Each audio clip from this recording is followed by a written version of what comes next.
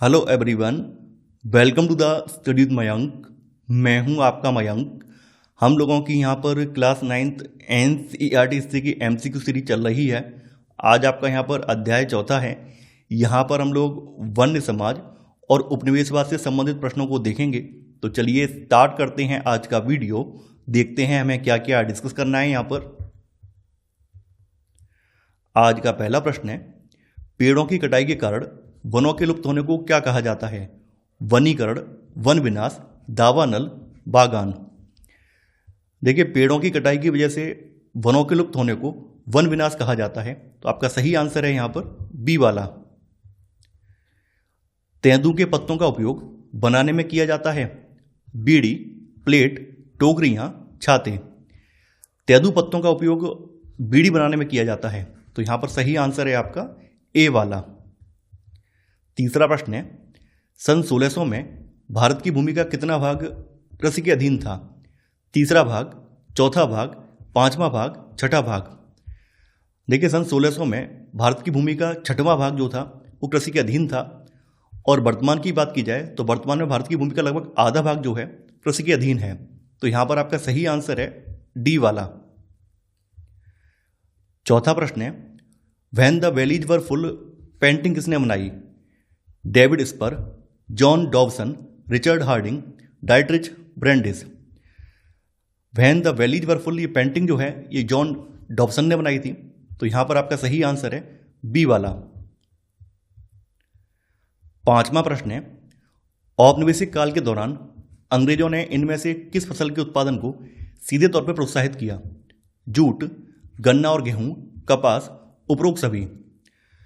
देखिए, अंग्रेजों ने केवल उन्हीं फसलों को प्रोत्साहित किया है जिनसे उन्हें लाभ मिल रहा था, जिनसे उनके ब्रिटेन की जनता का पेट भर रहा था और उनके उद्योगों को बल मिल रहा था। तो उन्होंने जो है जूट, गन्ना और गेहूं, कपास, इन सभी फसलों को प्रोत्साहन दिया है। तो यहां पर आपका सही आंसर है आपका डी वाला, यानी उपरोक्त सभी। छठवां प्रश्न है, 1700 से 1995 के बीच दुनिया के कुल क्षेत्रफल का लगभग कितना प्रतिशत हिस्सा औद्योगिक इस्तेमाल के लिए साफ किया गया? 5%, 9.3%, 20.5%, 30%।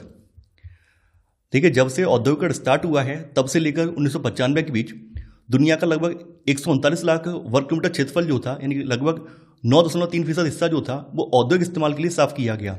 तो यहां पर आपका सही आंसर है बी वाला। सातवां प्रश्न है, निम्नलिखित में से कौन सी एक वाणिज्यिक फसल है? चावल, गेहूं, कपास, मक्का। वाणिज्यिक का मतलब होता है ऐसी फसल जो केवल आर्थिक लाभ के लिए उपजाई जाए। तो यहां पर जो कपास की फसल है ये एक वाणिज्यिक फसल है। तो यहां पर आपका सही आंसर है सी वाला। आठवां प्रश्न है, इनमें से किसके लिए प्राकृतिक वनों के बड़े क्षेत्रों को साफ किया गया? चाय बागान, कॉफी बागान, रबड़ बागान या उपरोक्त सभी। देखिए, अंग्रेजों ने हमारे यहाँ पर रोपड़ कृषि की स्टार्टिंग की है, जिसके तहत चाय के बागान लगाए, कॉफ़ी के बागान लगाए, रबर के बागान स्थापित किए। तो इनकी वजह से हमारे यहाँ पर प्राकृतिक वनों का एक बड़ा क्षेत्र साफ किया गया। तो यहाँ पर आपका सही आंसर है डी वाला। नौवां प्रश्न है, वर्ष 1923 में द फॉरेस्ट ऑफ इंडिया पुस्तक किसने लिखी? David Spur, E P Stebbing, Verrier Elwin, John Middleton. 1923 में द फॉरेस्ट ऑफ इंडिया पुस्तक जो है ये ईपी स्टेबिंग ने लिखी है। तो यहां पर आपका सही आंसर है बी वाला। 10वां प्रश्न है, 1880 और 1920 के बीच भारत में कृषि का क्षेत्र क्यों बढ़ा? अंग्रेजों ने सीधे तौर पर जूट, गन्ना, गेहूं और कपास जैसी फसलों के उत्पादन को प्रोत्साहित किया। जंगलों को अनुत्पादक माना जाता था, इसलिए कृषि क्षेत्र का विस्तार राजस्व और उत्पाद के लिए किया गया। यूरोप में बढ़ती शहरी आबादी का पेट भरने के लिए खाद्यान्न और औद्योगिक उत्पादन के लिए कच्चे माल की आवश्यकता थी, या उपरोक्त सभी।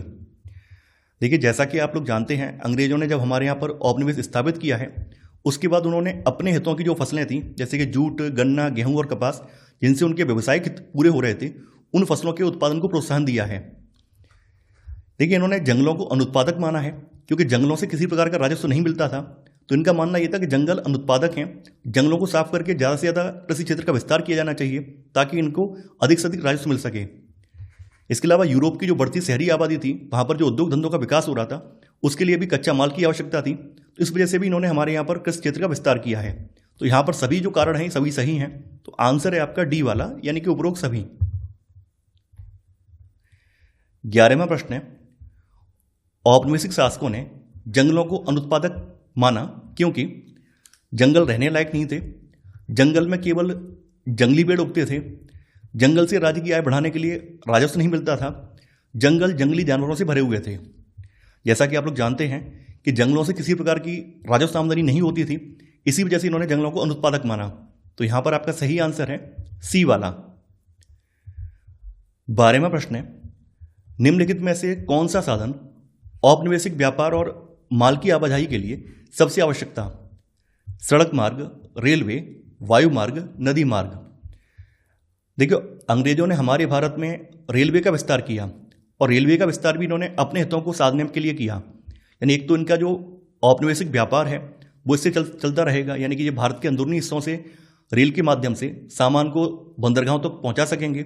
इसके अलावा जो भारत के अंदरूनी हिस्से हैं उन पर नियंत्रण स्थापित करने के लिए भी सेना की आवाजाही भी आसान हो जाएगी। तो इन्होंने जो है रेलवे का विकास जो अपने हितों को पूरा करने के लिए किया है।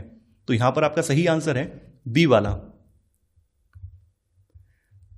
13वां प्रश्न है, रेलवे ट्रैक को एक स्थिति में रखने के लिए रेल की पटरियों पर बिछाए गए लकड़ी के तख्तों को कहा जाता है? Beam, sleeper, rail fastener, locomotive. देखिए, रेल का मतलब होता है जो लोहे वाली जो पटरी होती है, ये रेल कहलाती है। तो रेल को फिक्स रखने के लिए इसके बीच में आप लोग देखते होंगे, ये यहाँ पर जो है ये इस तरह के जो आप पट्टे देखते हैं, अभी तो वर्तमान में ये आरसीसी के होते हैं, पहले ये लकड़ी के होते थे, इनको स्लीपर कहा जाता है। तो यहाँ पर आपका सही आंसर है बी वाला। 14वां प्रश्न है, भारत में औपनिवेशिक काल के दौरान वनवासी कौन थे? ब्रिटिश अधिकारी, यूरोपीय निवासी, स्वदेशी आदिवासी समुदाय, शहरी व्यापारी। देखिए, भारत में औपनिवेशिक काल के दौरान वनवासी जो थे वो भारत के स्वदेशी आदिवासी समुदाय थे। तो यहां पर आपका सही आंसर है सी वाला। 15वां प्रश्न है, निम्नलिखित में से कौन सा भारत में ब्रिटिश वन नीतियों का परिणाम नहीं था? आदिवासी समुदायों का विस्थापन, कृषि उत्पादकता में वृद्धि, पारंपरिक वन उपयोग पर प्रतिबंध, वाणिज्यिक वानिकी की शुरुआत। देखिए, जब अंग्रेजों ने भारत में कठोर वन नीतियां लागू की हैं तो इन्होंने आदिवासी समुदायों का जंगलों में जो रहना है वो प्रतिबंधित कर दिया है। ऐसे में मजबूरी में आदिवासी समुदायों को जंगल छोड़ने पर विवश होने पड़ा है, यानी यहाँ पर आदिवासी समुदायों का विस्थापन हुआ है। पहले के लोग जो जंगलों पर निर्भर थे, इन जंगलों के उत्पादों को इकट्ठा करके जो लोग अपना काम चलाते थे, अब वो लोग ऐसा नहीं कर सकते हैं, यानी पारंपरिक वन उपयोग पर यहाँ प्रतिबंध लगा दिया गया है। अंग्रेजों ने वन नीतियों के जरिए भारत में वाणिज्यिक वानिकी की शुरुआत की है। हालांकि ये सब जो काम हुए हैं, इनके बावजूद भी जो कृषि उत्पादकता है उसमें कुछ वृद्धि नहीं हुई थी, कृषि उत्पादकता जस की तस बनी रही थी। तो यहाँ पर आपका बी वाला गलत हो जाएगा, बाद बाकी ए सी डी सही है। तो सही आंसर है यहाँ पर बी। 16वां प्रश्न है, भारत में ब्रिटिश रेलवे नेटवर्क के लिए कौन सा वन उत्पाद महत्वपूर्ण था? बांस, सागौन, बरगद, चंदन। देखिए, रेलवे नेटवर्क में जो रेल के स्लीपर होते हैं ये कठोर लकड़ी के बने होते हैं, ये सागौन या फिर साल की लकड़ी इसमें इस्तेमाल होती है। तो भारत में रेलवे के विस्तार के लिए अंग्रेजों के लिए सबसे महत्वपूर्ण सागौन की लकड़ी थी। तो यहां पर आपका सही आंसर है बी वाला। 17वां प्रश्न है, निम्नलिखित में से कौन सा पर्यावरण पर ब्रिटिश वन कानूनों का प्रभाव नहीं था? वनों की कटाई, मृदा अपरदन, वन्यजीव आबादी में वृद्धि, जैव विविधता में कमी। देखिए, ब्रिटिश वन कानून लागू करने से यहाँ पर जो वैज्ञानिक वानिकी अपनाई गई है, जिसके तहत वनों की अंधाधुंध कटाई भी हुई है, वनों की जब कटाई हुई है तो मृदा का अपरदन हुआ है, जैव विविधता में कमी आई है। हालांकि यहाँ पर इन कानूनों की वजह से वन्यजीव आबादी में वृद्धि नहीं हुई है। तो यहाँ पर आपका सही आंसर है सी वाला। 18वां प्रश्न है, भारत का प्रथम वन महानिदेशक कौन था? Lord Dalhousie, Lord Macaulay, Dietrich Brandis, Warren Hastings. औपनिवेशिक सरकार ने डाइटरिच ब्रैंडिस को भारत का पहला वन महानिदेशक नियुक्त किया था। तो यहां पर आपका सही आंसर है सी वाला।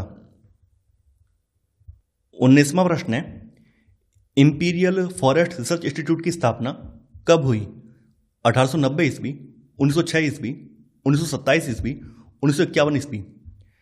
इंपीरियल फॉरेस्ट रिसर्च इंस्टीट्यूट की स्थापना 1906 ईस्वी में की गई थी। तो यहां पर आपका सही आंसर है बी वाला। 20वां प्रश्न है, इंपीरियल फॉरेस्ट रिसर्च इंस्टीट्यूट की स्थापना कहां की गई थी? देहरादून, दिल्ली, कलकत्ता, कानपुर। देखिए इसकी स्थापना देहरादून में की गई थी। तो यहां पर सही आंसर है आपका ए वाला। 21वां प्रश्न है, औपनिवेशिक शासकों को भारतीय जंगलों की क्या जरूरत थी? अपने दुश्मनों से छिपने के लिए, ईंधन के लिए, लकड़ी का उत्पादन बढ़ाने के लिए, भारतीय जनजातियों के लिए एक बस्ती प्रदान करने के लिए, जहाज और रेलवे लाइन निर्माण के लिए। देखिए जैसा कि आप लोग जानते हैं, अंग्रेजों की जो प्राथमिक जरूरत थी वो थी जहाज और रेलवे लाइन का निर्माण करना। इसके लिए उन्हें भारतीय जंगलों की आवश्यकता थी। तो यहां पर आपका सही आंसर है आपका डी वाला। 22वां प्रश्न है, औपनिवेशिक सरकार ने किस विश्वास के तहत भारतीय वनों पर कब्जा कर लिया? वन आदिवासियों के थे, वनों का उपयोग कृषि के लिए किया जाना चाहिए, वनों का उपयोग व्यवसायिक उद्देश्यों के लिए किया जाना चाहिए, वनों को भावी पीढ़ियों के लिए संरक्षित किया जाना चाहिए।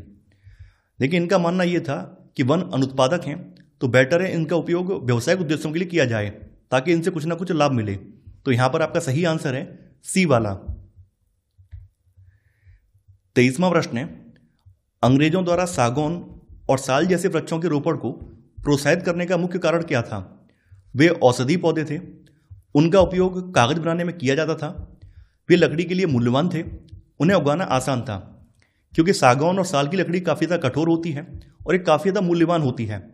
तो यहाँ पर सही आंसर है आपका सी वाला, यानी वे लकड़ी के लिए मूल्यवान थे। 24वां प्रश्न है, अंग्रेजों द्वारा शुरू की गई वाणिज्यिक वानिकी का मुख्य उद्देश्य क्या था? वनों का संरक्षण, फलों के पेड़ों को रोपण करना, वन्यजीव पर्यटन को बढ़ावा, व्यापार के लिए लकड़ी का निष्कर्षण। अंग्रेजों ने भारत में जो वाणिज्यिक वानिकी स्टार्ट करवाई थी उसका उद्देश्य था व्यापार के लिए लकड़ी का निष्कर्षण करना। तो यहां पर आपका सही आंसर है डी वाला। 25वां प्रश्न है, अंग्रेजों द्वारा भारत में वैज्ञानिक वानिकी शुरू करने का मुख्य कारण क्या था? कृषि उत्पादन में वृद्धि करना, ब्रिटिश उद्योगों के लिए लकड़ी की नियमित आपूर्ति सुनिश्चित करना, स्थानीय लोगों को रोजगार प्रदान करना, वन्य जीवों का संरक्षण करना। देखिए भारत में वैज्ञानिक वानिकी की शुरुआत अंग्रेजों ने अपने हितों को पूरा करने के लिए की थी। तो इसका मुख्य उद्देश्य जो था ब्रिटिश उद्योगों के लिए लकड़ी की नियमित आपूर्ति सुनिश्चित करना था। तो यहां पर आपका सही आंसर है बी वाला। 26वां प्रश्न है, औपनिवेशिक वन कानूनों का भारतीय किसानों पर निम्नलिखित में से कौन सा महत्वपूर्ण प्रभाव था? वन भूमि पर अधिकार में वृद्धि, कृषि भूमि में वृद्धि, वन संसाधनों तक सीमित पहुंच, खेती के लिए वित्तीय सहायता। जब हमारे यहाँ पर अंग्रेजों ने वन कानून बनाए हैं तो इन सब की वजह से जो किसान वगैरह थे या फिर जो आदिवासी समाज के लोग थे उनकी वन संसाधनों तक सीमित पहुंच हो गई। तो यहां पर आपका सही आंसर है सी वाला। 27वां प्रश्न है, टोंगिया कृषि प्रणाली क्या थी? चावल की खेती की एक पारंपरिक विधि, स्थानांतरित खेती की एक प्रणाली, बागानों में ही खेती करने की एक विधि, ब्रिटिश वन नीतियों के खिलाफ विरोध का एक रूप।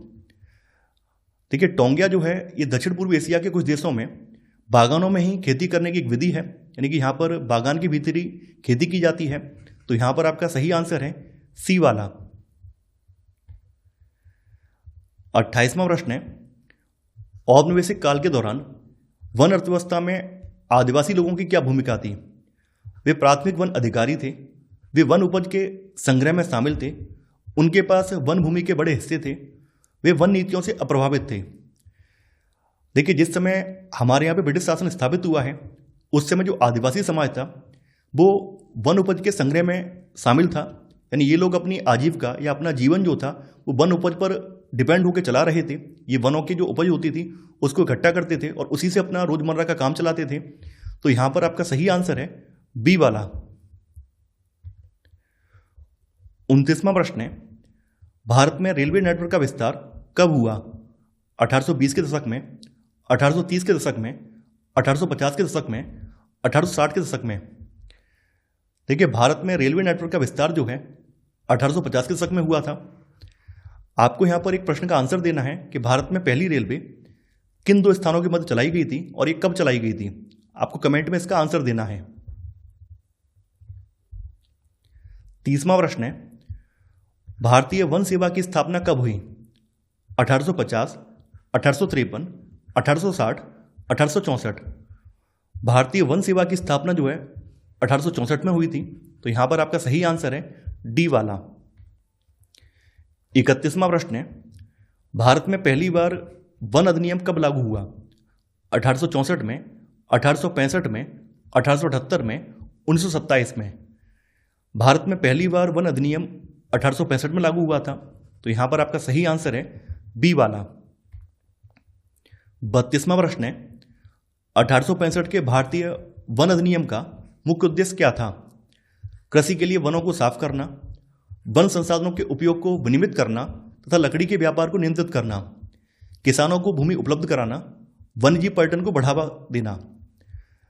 देखिए 1865 में जो भारतीय वन अधिनियम बनाया गया था, इसका मुख्य उद्देश्य वन संसाधनों के उपयोग को विनियमित करना था और लकड़ी के व्यापार को नियंत्रित करना था, तो यहां पर आपका सही आंसर है बी वाला। 33वां प्रश्न है, भारत में वैज्ञानिक वानिकी की अवधारणा किस अधिनियम ने पेश की?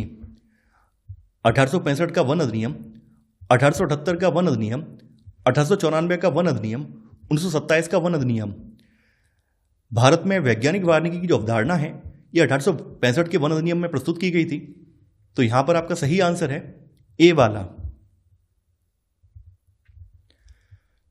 34वां प्रश्न है, 1865 के वन अधिनियम में संशोधन कब कब किया गया? 1878 में, 1906 में, 1927 में, ए और सी दोनों में। देखिए 1865 के वन अधिनियम में 1878 में और 1927 में संशोधन किया गया था, तो यहां पर आपका सही आंसर है डी वाला। 35वां प्रश्न है, 1878 के वन अधिनियम ने वनों को कितनी श्रेणियों में वर्गीकृत किया? 1, 2, 3, 4। इसमें जो है 1878 का जो वन अधिनियम है, इसमें वनों को 3 कैटेगरी में डिवाइड किया था, तो यहां पर आपका सही आंसर है सी वाला। 36वां प्रश्न है, 1878 के वन अधिनियम के तहत निम्नलिखित में कौन सी श्रेणी नहीं थी? आरक्षित वन, सुरक्षित वन, ग्रामीण वन, वाणिज्यिक वन। देखिए 1878 के वन अधिनियम में 3 कैटेगरी थी, जिनमें आरक्षित वन थे, सुरक्षित वन थे, ग्रामीण वन थे, लेकिन इसमें वाणिज्यिक वन नहीं थे, तो यहां पर आपका सही आंसर है डी वाला। 37वां प्रश्न है, भारतीय वनों को किस वन अधिनियम ने 3 श्रेणियों में विभाजित किया? 1862 वन अधिनियम, 1860 वन अधिनियम, 1879 वन अधिनियम, 1878 वन अधिनियम। 1878 के वन अधिनियम ने भारतीय वनों को 3 श्रेणियों में डिवाइड किया, तो यहां पर आपका सही आंसर है डी वाला। 38वां प्रश्न है, वैज्ञानिक वानिकी क्या है? औषधि प्रयोजनों के लिए पेड़ लगाना, लकड़ी पैदा करने के लिए पेड़ों का व्यवस्थित रोपण और प्रबंधन, मनोरंजन के उद्देश्य से जंगल उगाना, जंगलों को कृषि भूमि में बदलना। वैज्ञानिक वानिकी का अर्थ है कि यहां पर अधिक से अधिक लकड़ी का उत्पादन करना है और व्यावसायिक लकड़ी का उत्पादन करना है, यानी ऐसी लकड़ी का उत्पादन करना है जो व्यावसायिक उद्देश्यों की पूर्ति करे। तो लकड़ी पैदा करने के लिए पेड़ों का व्यवस्थित रोपण और प्रबंधन जो है ये वैज्ञानिक वानिकी कहलाता है, तो यहां पर आपका सही आंसर है बी वाला। 39वां प्रश्न है, वन विभाग द्वारा नियंत्रित पेड़ों को काटने की एक प्रणाली को क्या कहा जाता है जिसमें पुराने पेड़ों को काटा जाता है और नए लगाए जाते हैं? आरक्षित वानिकी, संरक्षित वानिकी, ग्राम वानिकी, वैज्ञानिक वानिकी। देखिए वैज्ञानिक वानिकी में व्यवसायिक हितों के उद्देश्य से वनों को उगाया जाता है। इसमें पुराने वनों को काटकर नए वनों का रोपण किया जाता है, जहां पर एक ही प्रकार के वृक्ष होते हैं, जैसे सागौन या साल के एक ही प्रकार के वृक्ष उगाए जाते हैं ताकि इनके व्यवसायिक हितों के लिए लकड़ी को काटा जा सके। तो यहां पर क्या करते हैं लोग, पुराने जंगलों को काट देते हैं और उनके स्थान पर नए जंगलों को उगाते हैं, जिसमें केवल एक ही प्रकार के वृक्षों की भरमार होती है। तो यहां पर आपका सही आंसर है डी वाला। 40वां प्रश्न है, वन विभाग द्वारा किस प्रकार के पेड़ों वाले वनों को प्राथमिकता दी गई? ईंधन, चारा और पत्ते प्रदान करने वाले पेड़, नरम लकड़ी वाले पेड़, जहाज और रेलवे बनाने के लिए उपयुक्त पेड़, मैंग्रोव पेड़। देखिए भारत में जब वन विभाग की स्थापना कर दी गई तो वन विभाग ने ऐसे पेड़ों को बढ़ावा दिया है जो व्यवसायिक हितों में काम आते थे, यानी कि जहाज या फिर रेलवे के स्लीपर बनाने में उपयुक्त थे। तो सागौन और साल वाले जो वृक्ष थे उनको बढ़ावा दिया गया है। तो यहां पर आपका सही आंसर है जहाज और रेलवे बनाने के लिए उपयुक्त पेड़। 41वां प्रश्न है, भारत में अंग्रेजों द्वारा स्थापित वन विभाग का प्राथमिक उद्देश्य क्या था? रोजगार के अवसर प्रदान करना, वन संसाधनों का प्रबंधन और वनों की कटाई को नियंत्रित करना, वनों में पर्यटन को बढ़ावा देना, कृषि अनुसंधान करना। देखिए, अंग्रेजों ने वन विभाग की स्थापना इसलिए की थी ताकि वो लोग वन संसाधनों का प्रबंधन कर सकें और वनों की कटाई को नियंत्रित कर सकें। तो यहां पर आपका सही आंसर है बी वाला। 42वां प्रश्न है, वैज्ञानिक वानिकी प्रणाली का क्या अर्थ है? इसके तहत बागान के भीतर अस्थायी रूप से खेती करने की अनुमति दी जाती है, पुराने पेड़ों को काटने और नए पेड़ लगाने की प्रणाली, वन को 3 श्रेणियों में विभाजित करना, वनों में झूम खेती को प्रोत्साहन देना। देखिए, वैज्ञानिक वानिकी के तहत पुराने पेड़ों के स्थान पर नए पेड़ों को रोपा जाता है जो कि व्यावसायिक उद्देश्यों को पूरा करते हैं। तो यहां पर आपका सही आंसर है बी वाला। 43वां प्रश्न है, वन अधिनियम का अर्थ देश भर के ग्रामीणों के लिए गंभीर कठिनाई था क्योंकि लकड़ी काटना, मवेशी चराना, फल जड़ें इकट्ठा करना, शिकार करना अवैध हो गया, लोग जंगलों से लकड़ी चुराने के लिए मजबूर हुए, जलाऊ लकड़ी इकट्ठा करने वाली महिलाओं को वन रक्षकों के द्वारा परेशान किया जाता था। तो यहां पर आपको बताना है कौन सा सही है। देखिए, यहां पर सभी रीजन सही हैं। जब वन अधिनियम लागू कर दिया गया तो ऐसे में जो लोग वन उत्पादों के सहारे अपनी जीविका चलाते थे उनका जीवन काफी ज्यादा दूभर हो गया। अब वो ना तो लकड़ी काट सकते थे, ना ही जंगलों में मवेशी चरा सकते थे, जंगलों के उत्पादों को इकट्ठा भी नहीं कर सकते थे, यहां तक कि जंगलों में जो जानवर है, छोटे मोटे जानवर, उनका शिकार भी नहीं कर सकते थे। तो ऐसे में लोग क्या करते थे, लोग मजबूरी में जंगलों में घुसकर वहां से लकड़ी चुरा कर लाते थे। जब कभी पकड़े जाते थे तो उन्हें दंड भी दिया जाता था। उस समय जो जलावन लकड़ी है, यानी कि जिससे खाना बनता है, वो लकड़ी इकट्ठा करने वाली जो महिलाएं होती थी उनका काफी ज्यादा वन रक्षकों के साथ सामना होता था। वन रक्षक उन्हें परेशान करते थे। तो यहां पर सभी कारण सही हैं। तो आंसर है आपका डी वाला, यानी कि उपरोक्त सभी। 44वां प्रश्न है, 1878 के वन अधिनियम के तहत सबसे अच्छे वन क्या कहलाते थे? आरक्षित वन, सुरक्षित वन, ग्रामीण वन, शहरी वन। 1878 के वन अधिनियम के तहत सबसे अच्छे वन आरक्षित वन कहलाते थे और इन वनों में ग्रामीण लोग नहीं जा सकते थे, ना ही इनके उत्पादों को इकट्ठा कर सकते थे। तो यहां पर आपका सही आंसर है ए वाला। 45वां प्रश्न है, सीधी पंक्ति में एक ही तरह के पेड़ लगाकर इस क्षेत्र को क्या नाम दिया गया? वनाश्रय, बागान, पवित्र उद्यान, रेंजर। देखिए, वैज्ञानिक वानिकी के तहत किसी स्थान पर एक जैसे पेड़ों का रोपण और वो भी एक लाइन में पेड़ों का रोपण करना, ये बागान कहलाता है। तो यहां पर आपका सही आंसर है बी वाला। 46वां प्रश्न है, हिंदुस्तान में अंग्रेजों के लिए रेल लाइनें क्यों अनिवार्य थीं? राजस्व कमाने का यह सबसे उत्तम साधन था, ये औपनिवेशिक आवागमन और व्यापार में सहायक थीं, ये शाही सेना के आवागमन में सहायक थीं, बी और सी दोनों। तो जैसा कि मैंने आपको बताया था कि ये औपनिवेशिक आवागमन और व्यापार में सहायक थीं, साथ ही शाही सेना भी इससे आ जा सकती थी। तो यहां पर बी और सी दोनों ही सही हैं। तो आंसर है आपका डी वाला, यानी कि बी और सी दोनों। 47वां प्रश्न है, कृषि भूमि के विस्तार का क्या बुरा परिणाम है? वनों का विनाश, उद्योगों को बंद करना, कच्चे माल का विनाश, उत्पादन में कमी। देखिए, कृषि भूमि का विस्तार जंगलों को काटकर ही किया जा सकता है। तो कृषि भूमि के विस्तार का मतलब है वनों का विनाश करना। तो यहां पर आपका सही आंसर है ए वाला। 48वां प्रश्न है, 1878 के अधिनियम में निम्न में से किस श्रेणी को शामिल नहीं किया गया था? आरक्षित, प्रतिबंधित, सुरक्षित, ग्रामीण वन। 1878 के वन अधिनियम में 3 श्रेणियां शामिल थी, इसमें आरक्षित वन थे, सुरक्षित वन थे, ग्रामीण वन थे, लेकिन इसमें प्रतिबंधित वन नहीं थे। तो यहां पर आपका सही आंसर है बी वाला।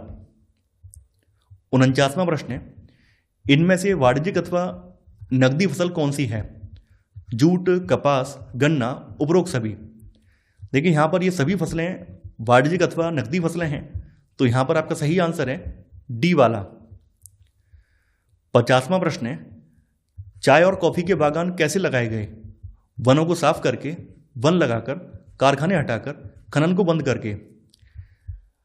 भारत में चाय और कॉफी की रोबोट फसल के जरिए बागान स्थापित किए गए थे, तो ये वनों को साफ करके इनके बागान स्थापित किए गए थे। तो यहां पर आपका सही आंसर है ए वाला।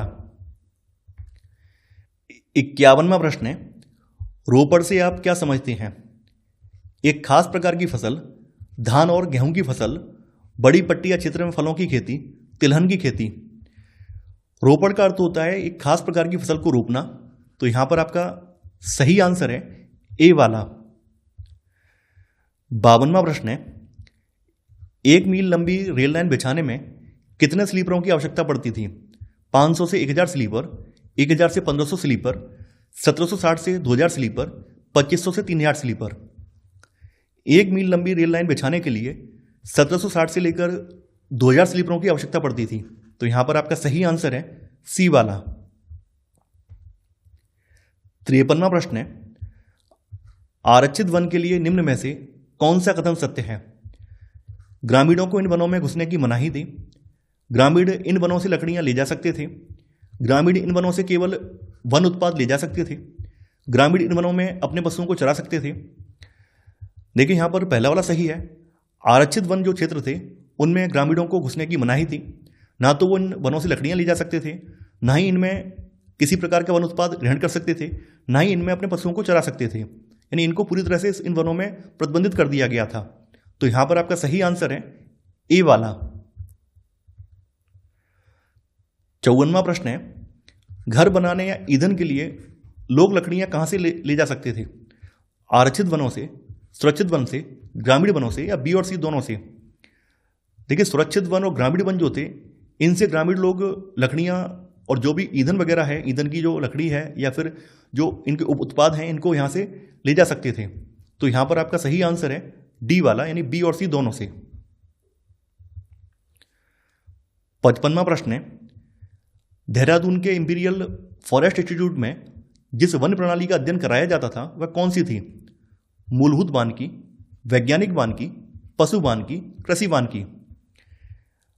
देखिए इंपीरियल इंस्टीट्यूट की स्थापना इसलिए की गई थी ताकि वैज्ञानिक वानिकी की शुरुआत भारत में की जा सके। तो यहां पर आपका सही आंसर है बी वाला। 56वां प्रश्न है, जंगलों में खाना पकाने और रोशनी के लिए लोग तेल कहां से प्राप्त करते थे? सागवान से, साल से, महुए से, पीपल से। देखिए जंगलों में खाना पकाने और रोशनी के लिए लोग तेल जो है महुए के जो पके फल होते थे उनसे प्राप्त करते थे। तो यहां पर आपका सही आंसर है सी वाला।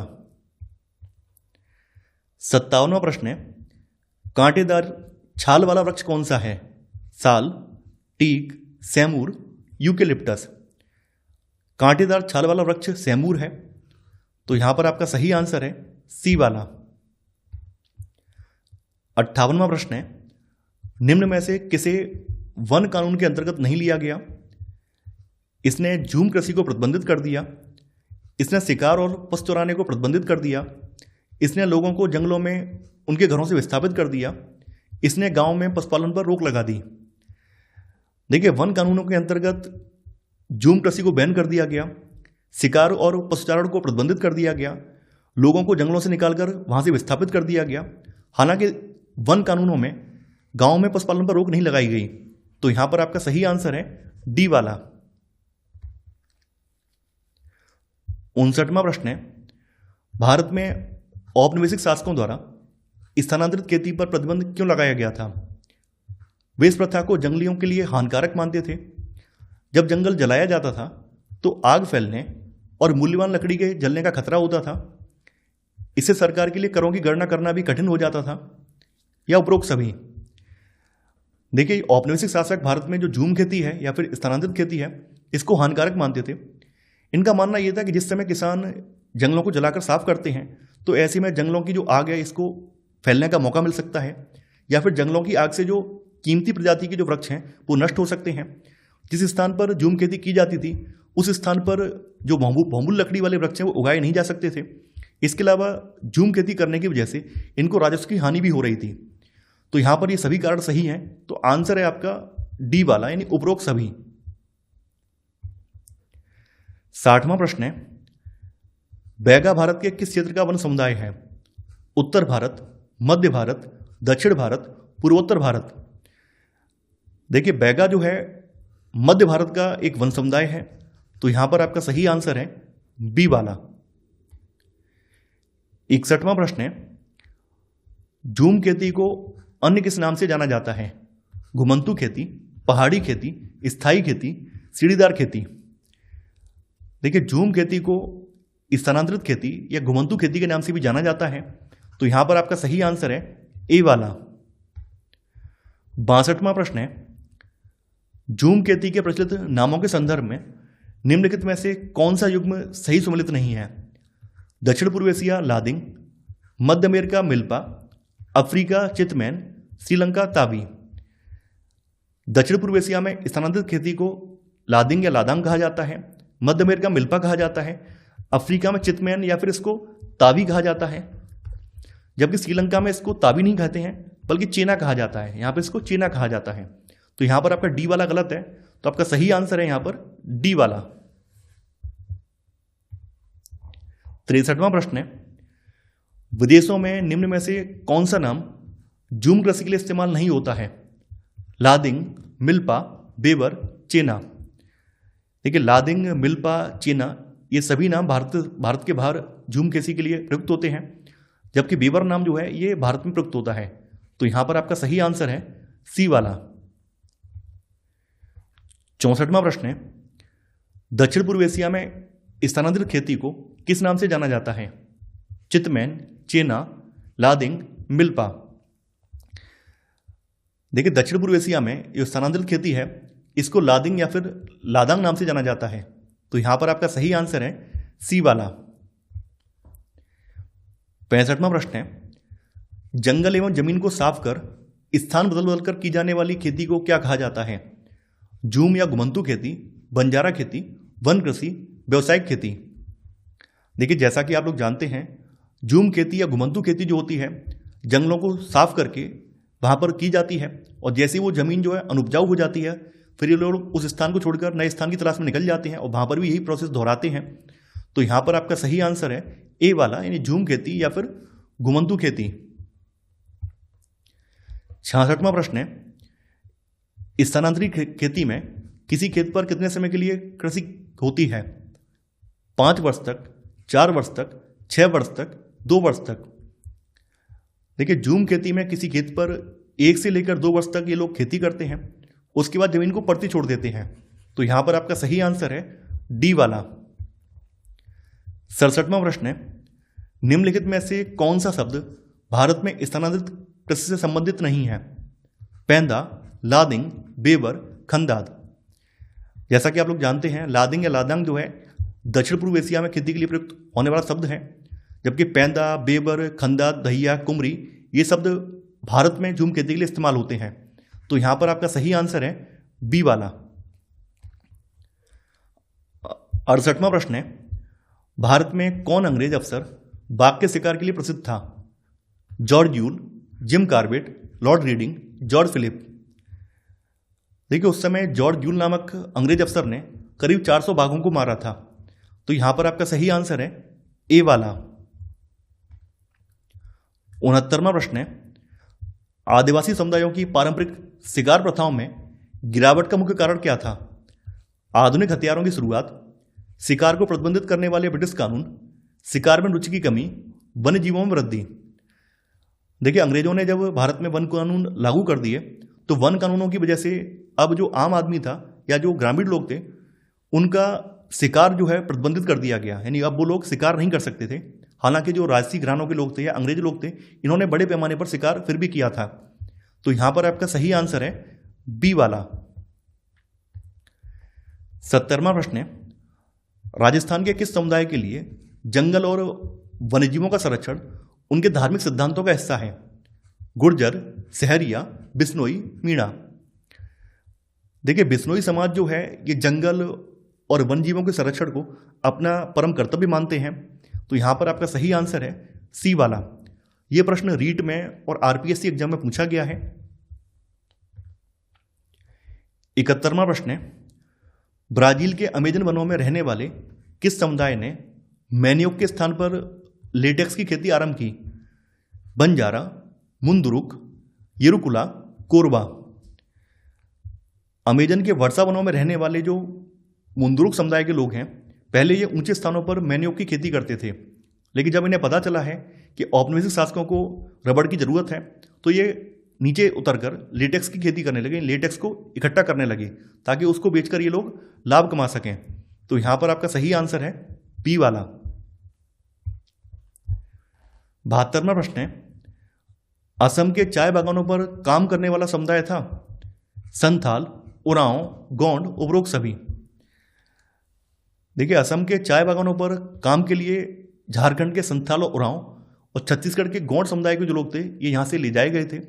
तो यहां पर आपका सही आंसर है डी वाला, यानी उपरोक्त सभी। 73वां प्रश्न है, निम्न में से किसे अपराधी कबीला नहीं कहा जाता था? संथाल, कोराबा, कराचा, येरुकुला।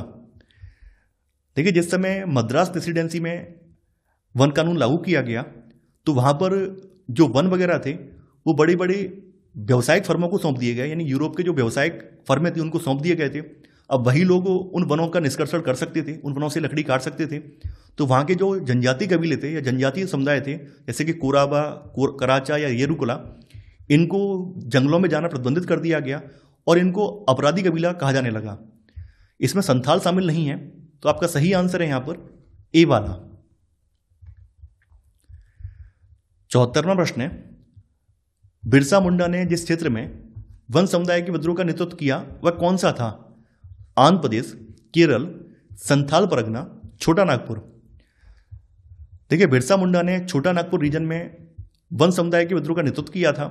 तो यहां पर आपका सही आंसर है डी वाला। 75वां प्रश्न है, संथाल परगना में ब्रिटिश शासन के विरुद्ध विद्रोह करने वाले वन समुदाय का नेता कौन था? बिरसा मुंडा, सीधू और कानू, अल्लूरी सीताराम राजू, गुंडाधूर। देखिए, संथाल परगना में ब्रिटिश शासन के विरुद्ध जो वन विद्रोह हुआ था उसका नेतृत्व करने वाले नेताओं में सिद्धू और कानू शामिल थे। तो यहां पर आपका सही आंसर है बी वाला। 76वां प्रश्न है, निम्नलिखित में से कौन एक आदिवासी समुदाय नहीं है? कराचा, झूम, कोरावा, येरुकुला। देखिए, यहां पर झूम जो है ये आदिवासी समुदाय नहीं है, बाद बाकी कराचा, कोराबा, येरुकुला ये सभी आदिवासी समुदाय हैं। तो यहां पर आपका सही आंसर है बी वाला। 77वां प्रश्न है, यह भारत में अंग्रेजों के खिलाफ बगावत करने वाले वन समुदायों का नायक नहीं था? सीधू, कानू, बिरसा मुंडा, बिनोवा भावे। देखिए, सीधू और कानू का नाम जो है संथाल परगना में जो वन विद्रोह हुआ है उसके नेतृत्व से जुड़ा है। बिरसा मुंडा का नाम जो है छोटा नागपुर के वन विद्रोह से जुड़ा है। बिनोवा भावे का संबंध जो है भूदान आंदोलन से है, ना कि वन विद्रोह से। तो यहां पर आपका सही आंसर है डी वाला। 78वां प्रश्न है, गौंड वन समुदाय निम्नलिखित में से किस राज्य से संबंधित है? छत्तीसगढ़, मेघालय, जम्मू और कश्मीर, केरल। देखिए, गौड़ों की अधिकांश आबादी जो है ये मध्य भारत में पाई जाती है, यानी एमपी, छत्तीसगढ़, झारखंड, महाराष्ट्र, तेलंगाना तक इनकी आबादी पाई जाती है। तो यहां पर आपका सही आंसर है ए वाला, यानी छत्तीसगढ़। 79वां प्रश्न है, अल्लूरी सीताराम राजू ने भारत के किस क्षेत्र में अंग्रेजों के विरुद्ध विद्रोह का नेतृत्व किया? राजस्थान, महाराष्ट्र, आंध्र प्रदेश, केरल। देखिए, अल्लूरी सीताराम राजू ने भारत के आंध्र प्रदेश रीजन में अंग्रेजों के विरुद्ध विद्रोह का नेतृत्व किया था और इनके विद्रोह का नाम रंपा विद्रोह था। आपने सुना होगा, रंपा विद्रोह इसको कहा जाता है। तो यहां पर आपका सही आंसर है सी वाला। 80वां प्रश्न है, बस्तर कहां स्थित है? छत्तीसगढ़ का सबसे दक्षिणी भाग, मध्य झारखंड क्षेत्र में, आंध्र प्रदेश में, केरल का उत्तरी भाग। देखिए, बस्तर जो है छत्तीसगढ़ के सबसे दक्षिणी भाग में पड़ता है। तो यहां पर आपका सही आंसर है ए वाला। 81वां प्रश्न है, निम्नलिखित में से किसने बस्तर में वन विद्रोह का नेतृत्व किया? सीधू, बिरसा मुंडा, कानू, गुंडाधूर। देखिए, यहां पर नेथानार गांव है उस गांव का रहने वाला गुंडाधुर जो था, इसको कई सारे लोगों ने अपना नेता मान लिया था, तो ये बस्तर के वन विद्रोह का नेतृत्वकर्ता माना जाता है। तो यहां पर आपका सही आंसर है डी वाला। 82वां प्रश्न है, निम्न में से कौन सी नदी बस्तर से होकर बहती है? कृष्णा, कावेरी, इंद्रावती, गोदावरी। देखिए, बस्तर के उत्तर में छत्तीसगढ़ का मैदान है। ये बस्तर का जो केंद्रीय भाग है वो पठारी है, इसके उत्तर में छत्तीसगढ़ का मैदान है और दक्षिण में गोदावरी का मैदान है।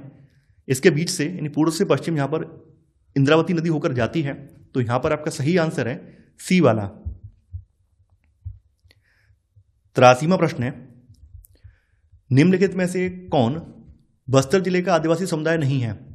मुरिया गोंड, धुरवा, हलवा, कालबेलिया। देखिए, मुरिया गोंड, धुरवा, हलवा, मरिया, भतरा, ये सभी बस्तर जिले के आदिवासी समुदाय हैं, जबकि कालबेलिया जो है ये राजस्थान का एक जनजातीय समुदाय है। तो यहां पर आपका सही आंसर है डी वाला। 84वां प्रश्न है, बस्तर जिले में गांव के समूह को क्या कहा जाता था? धुरवा, परगना, तालुका, दंड। बस्तर जिले में गांव के समूह को परगना कहा जाता था। तो यहां पर आपका सही आंसर है बी वाला। 85वां प्रश्न है, बस्तर में जब एक गांव के लोग जब दूसरे गांव के जंगल से लकड़ी लेने जाते थे तो शुल्क अदा करते थे। इस शुल्क को क्या कहा जाता था? देवसारी, दांड या मान या उपरोक्त सभी। देखिए, यहाँ पर नियम बने हुए थे। यहाँ पर हर गांव के अपने क्षेत्र बटे हुए थे और लोग उन्हीं क्षेत्रों के संसाधनों का उपयोग करते थे। जब कभी जरूरत पड़ती थी, जब ये लोग दूसरे गांव की लकड़ी लेने जाते थे, तो उस गांव के लोगों को ये शुल्क चुकाते थे। ये शुल्क जो है देवसारी, दांड या फिर मान कहलाता था। तो यहां पर आपका सही आंसर है डी वाला, यानी उपरोक्त सभी। 86वां प्रश्न है, गुंडाधुर कौन था? जावा का एक विद्रोही, रंपा विद्रोह का नेता, संताल विद्रोह का नेता, धुरवा जनजाति का एक नेता। गुंडाधुर धुरवा जनजाति का एक नेता था जिसने बस्तर विद्रोह में अहम भूमिका निभाई थी। तो यहां पर आपका सही आंसर है डी वाला। 87वां प्रश्न है, भारत में औपनिवेशिक सरकार ने किस वर्ष 2/3 वन आरक्षित करने का प्रस्ताव रखा था? 1903, 1904, 1905, 1906। देखिए, 1905 में ब्रिटिश सरकार ने 2/3 वन क्षेत्र आरक्षित करने का प्रस्ताव रखा था। तो यहां पर आपका सही आंसर है सी वाला। 88वां प्रश्न है, औपनिवेशिक सरकार में स्थापित वन ग्राम के संदर्भ में निम्न में से कौन सा कथन सत्य है? ये आरक्षित जंगल में स्थित थे। इन गांव के लोगों को निश्चित शर्तों का पालन करना पड़ता था।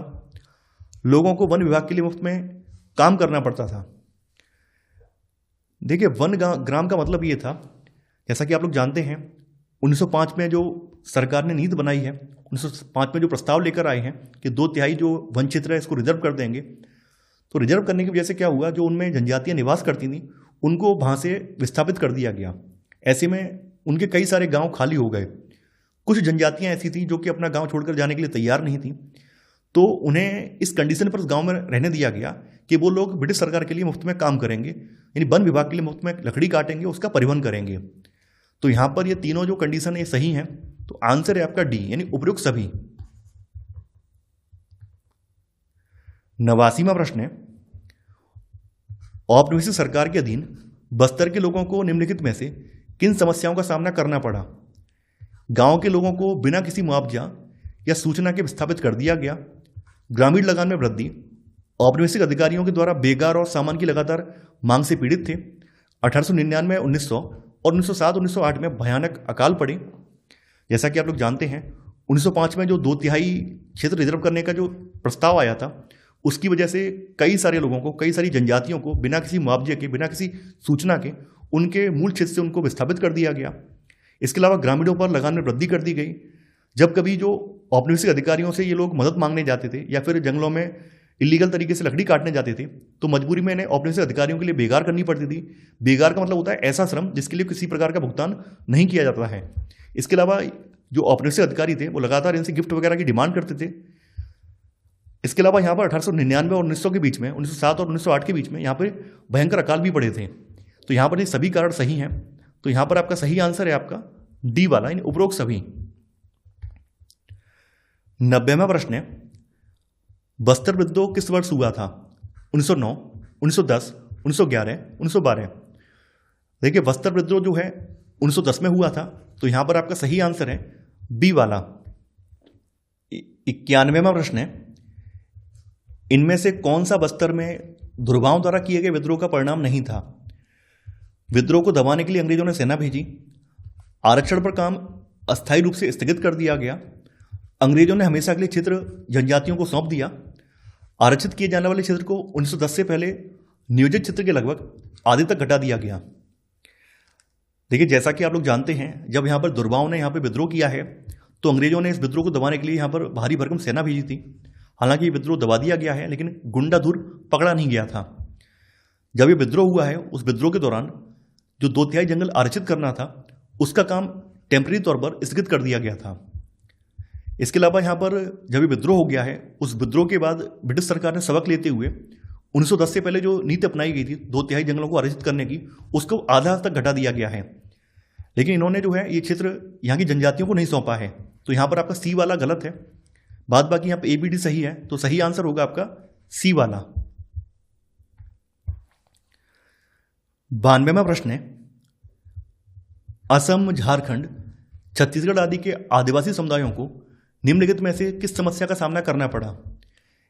स्थानांतरित खेती बंद होने से उनके पास आय का कोई स्रोत नहीं रह गया था, चाय बागानों में उनकी मजदूरी कम थी और काम की परिस्थितियां बहुत खराब थीं, वे चाय बागानों से अपने गृह गांव नहीं लौट सकते थे, उपरोक्त सभी। देखिए जब अंग्रेजों ने वन कानून बनाए हैं और वन कानून बनाकर इन्होंने जब स्थानांतरित खेती को बंद कर दिया है, तो ऐसे में जो जनजातीय समुदाय के लोग थे, इनके पास अब इनकम का कोई सोर्स नहीं बचा है। तो ऐसे में मजबूरी में ये लोग मजदूर बनने के लिए राजी हो गए हैं। तो ये लोग जो है चाय बागानों में काम करने के लिए राजी हो गए थे, कम मजदूरी पर काम करने के लिए राजी हो गए थे। हालांकि चाय बागानों की जो कार्य परिस्थितियां थी बहुत ज़्यादा खराब थी। एक बार जब ये चाय बागान में पहुंच जाते थे, जब इनसे एग्रीमेंट पर साइन करवा लिए जाते थे, इनका अंगूठा ले लिया जाता था, उसके बाद ये लोग अपने होम डिस्ट्रिक्ट में या गृह गांव में नहीं लौट सकते थे। तो यहाँ पर ये सभी कारण जो हैं सही हैं। तो आंसर है आपका डी वाला, यानी उपरोक्त सभी। 93वां प्रश्न है, इंडोनेशिया में चावल उत्पादक द्वीप के रूप में अब कौन सा स्थान प्रसिद्ध है? जावा, सुमात्रा, बोर्नियो, कालीमंतान। देखिए वर्तमान में इंडोनेशिया का जावा द्वीप जो है ये चावल उत्पादक द्वीप के रूप में फेमस है। एक जमाने में यहाँ पर भी हरे भरे घने जंगल हुआ करते थे। तो यहाँ पर आपका सही आंसर है ए वाला। 94वां प्रश्न है, इंडोनेशिया में औपनिवेशिक शक्ति कौन थे? ब्रिटिश, डच, फ्रांसीसी, पुर्तगाली। देखिए इंडोनेशिया में औपनिवेशिक शक्ति के रूप में डच शासक थे। तो यहां पर आपका सही आंसर है बी वाला। 95वां प्रश्न है, डच लोगों ने इंडोनेशिया में वन प्रबंधन कहां से शुरू किया? जावा, सुमात्रा, बाली, कालीमंतान। देखिए डच लोगों ने इंडोनेशिया में जावा द्वीप से वन प्रबंधन की स्टार्टिंग की थी। तो यहां पर आपका सही आंसर है ए वाला। 96वां प्रश्न है, कुशल लकड़हारे और घुमंतू किसान कलांग समुदाय किस देश के निवासी हैं? भारत, अफ्रीका, चीन, इंडोनेशिया। देखिए कलांग समुदाय जो है ये कुशल लकड़हारा है और घुमंतू किसान है ये। तो ये जो है इंडोनेशिया के निवासी हैं। तो यहां पर आपका सही आंसर है डी वाला। 97वां प्रश्न है, कुशल वन काटने वालों का समुदाय कौन सा है? अफ्रीका के मसाई, छोटा नागपुर के मुंडा, उड़ीसा के गोंड, जावा के कलांग। जावा के कलांग समुदाय जो है ये कुशल लकड़हारे और घुमंतू किसान हैं। तो यहां पर आपका सही आंसर है डी वाला। 98वां प्रश्न है, जावा के कलांगों ने डचों का विरोध कब किया? 1700 में, 1750, 1770, 1800। देखिए डचों ने यहाँ पे डिमांड की कि जो कलांग समुदाय के लोग हैं ये इनके लिए फ्री में काम करें। तो कलांगों ने इनका विरोध किया है और विरोध के रूप में यहाँ पर इनके जो भी यहाँ पर रहने के स्थान थे, इनकी जहाँ जहाँ पर फैक्ट्रियाँ वगैरह थी, उनमें इन्होंने आग लगा दी है। तो यहाँ पर आपका सही आंसर है सी वाला, 1770। 99वां प्रश्न है, जावा का कौन सा समुदाय वन काटने में कुशल था? संथाल, डच, कलांग, सामिन। तो ये कलांग समुदाय है, तो यहां पर आपका सही आंसर है सी वाला। 100वां प्रश्न है, जावा में डचों द्वारा बनाए गए वन कानूनों के अनुसार ग्रामीणों की जंगल तक पहुंच प्रतिबंधित थी। लकड़ी को केवल नाव बनाने या घर बनाने जैसे निर्दिष्ट उद्देश्यों के लिए ही काटा जा सकता था। ग्रामीणों को मवेशी चराने के लिए दंडित किया जाता था, या उपरोक्त सभी। देखिए, जावा में डचों ने जो वन कानून बनाए हैं, इनके जरिए ग्रामीणों की जंगल तक पहुंच प्रतिबंधित कर दी गई थी। केवल और केवल ये लोग कुछ जो निर्दिष्ट क्षेत्र थे या निर्दिष्ट वन थे, उनमें से ही अपने नाव बनाने के लिए या फिर घर बनाने के लिए लकड़ी ले सकते थे। यदि ये लोग जंगलों में घुसते थे या जंगलों में ऐसे जो मार्ग होकर जाते थे उनसे अगर गुजरते थे तो इन्हें टैक्स देना पड़ता था। अगर ये लोग ऐसा नहीं करते थे तो इन्हें दंडित किया जाता था। तो ग्रामीणों को मवेशी चराने के लिए भी दंडित किया जाता था। देखिए, यहां पर सभी कारण सही हैं, तो आंसर है आपका डी वाला, यानी उपरोक्त सभी। 101वां प्रश्न है, निम्न में से कौन सी औपनिवेशिक शक्ति ब्लेंडा गडिस्टेन प्रणाली से जुड़ी थी? ब्रिटिश, फ्रेंच, डच, पुर्तगाली। देखिए, डचों ने यहां पर ब्लेंडा गडिस्टेन प्रणाली स्टार्ट की थी, तो यहां पर आपका सही आंसर है सी वाला।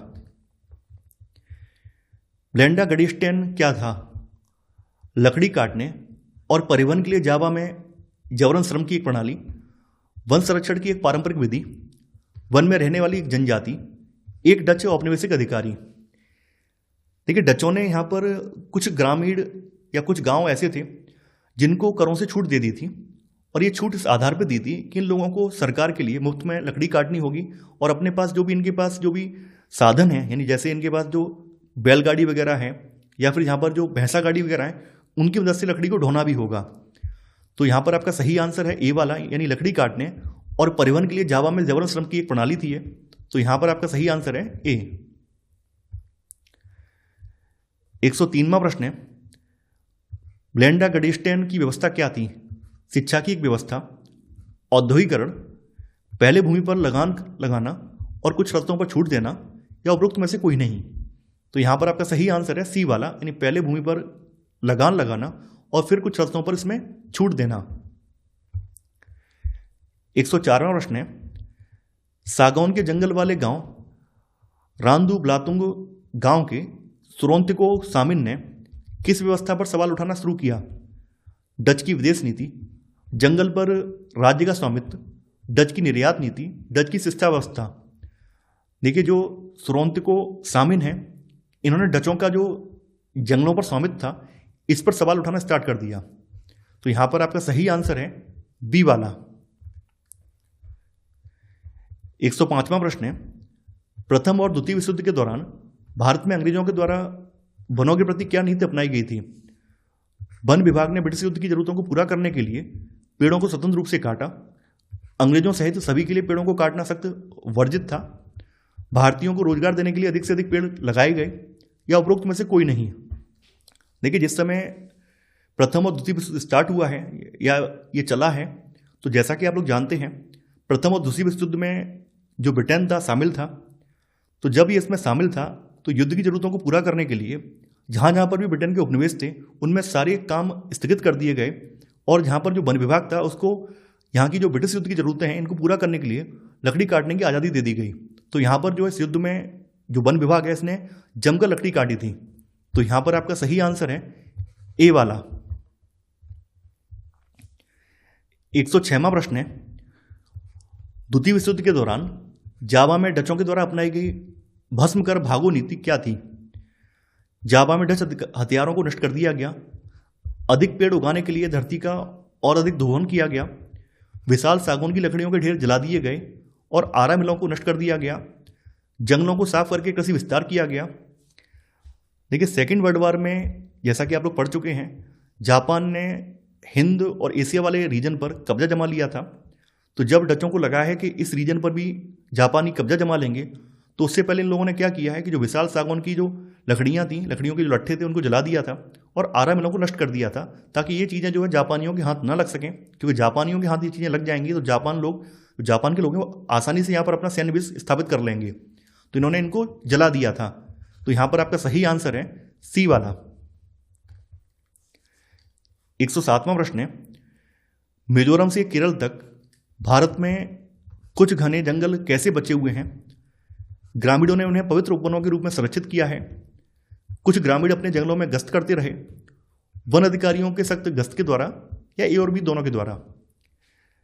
देखिए, मिजोरम से लेकर केरल तक कुछ भारत में घने जंगल हैं ये बचे रहे हैं क्योंकि ग्रामीण लोगों ने इन्हें पवित्र उपवन माना और स्वयं से इनकी रक्षा की।